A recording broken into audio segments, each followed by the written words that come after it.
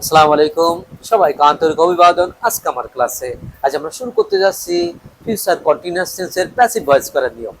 তাহলে প্রথমে আমরা জানবো ফিউচার কন্টিনিউয়াস টেন্সের স্ট্রাকচার বা গঠন প্রণালী।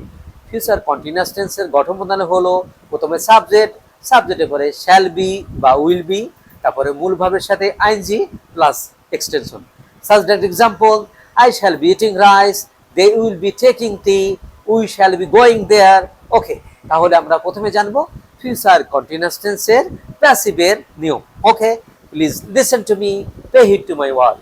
ফিউচার কন্টিনিউয়াস টেন্সের প্যাসিভের নিয়ম হলো অবজেক্টের সাবজেক্টিভ ফর্ম বসবে, তারপরে শ্যাল বি বিং অথবা উইল বি বিং হবে, তারপরে V3 অর্থাৎ মূল ভার্বের পাস্ট পার্টিসিপল, তারপরে বাই অথবা অন্য কোনো প্রিপজিশন, তারপরে সাবজেক্টের অবজেক্টিভ ফর্ম হবে।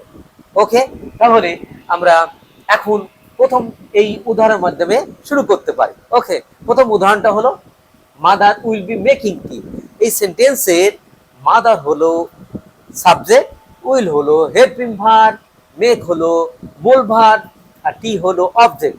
যেহেতু প্যাসিভের নেম হলো অবজেক্টের সাবজেক্ট করতে হয়, তাহলে টি এখানে সাবজেক্ট হিসেবে বসলো, আর টি যেহেতু থার্ড পারসন সিঙ্গুলার এখানে এখানে উইল বসলো।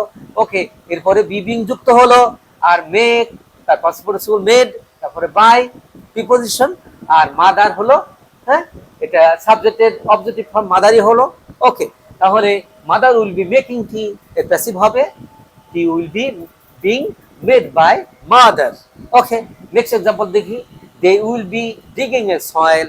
এই সেন্টেন্সের দে হলো সাবজেক্ট, উইল হলো হেল্পিং ভার্ব, ডিগ হলো মূল ভার্ব, আর এই সয়েল হলো object. They will be digging a soil, তারা মাটি খনন করতে থাকবে। ওকে, তাহলে এ সয়েল যেহেতু অবজেক্ট, এই তাহলে প্যাসিভের সাবজেক্ট হিসেবে বসবে, আর এটা যেহেতু থার্ড পারসন সিঙ্গুলার এখানে এখানে উইল বসলো। ওকে, এরপরে বিবিং যুক্ত হলো, মূল ভার্ব হচ্ছে ডিগ, তার পার্টিসিপল ডান, তারপরে বাই প্রিপজিশন, দের অবজেক্টিভ ফর্ম হলো দেম। এখন আমরা জানবো ফিউচার কন্টিনিউয়াস টেন্সের যদি ইন্টারগেটিভ সেন্টেন্স হয় তাহলে কিভাবে প্যাসিভ করতে হয়। তাহলে আমরা জানি যে ইন্টারগেটিভে সবসময় হেল্পিং ভার্বটা আগে বসে। ওকে, প্যাসিভেও সবসময় হেল্পিং ভার্বটা আগে বসবে। Okay, such that example, will the teacher be teaching us, শিক্ষককে আমাদের শেখাতে থাকবেন। তাহলে এই সেন্টেন্সের উইল হলো হেল্পিং ভার্ব, দ্য টিচার হলো সাবজেক্ট, আর এখানে টিচ হলো মূল ভার্ব, আজ হলো অবজেক্ট।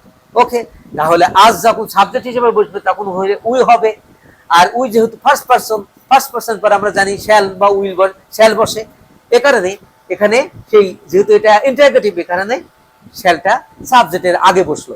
ওকে, তাহলে shall we be being, taught হলো মূল ভার্বের পাস্ট পার্টিসিপল, তারপরে বাই, দা টিচার হলো অবজেক্ট। ওকে, তাহলে দা টিচার এর সাবজেক্টিভ ফর্ম আর অবজেক্টিভ ফর্ম এক।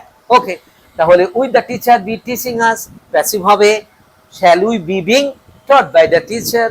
Okay, I hope that you have understood. Practice makes a man perfect. If you try, impossible things can be made possible. Thank you everybody, thank you all. Assalamu alaikum wa rahmatullah.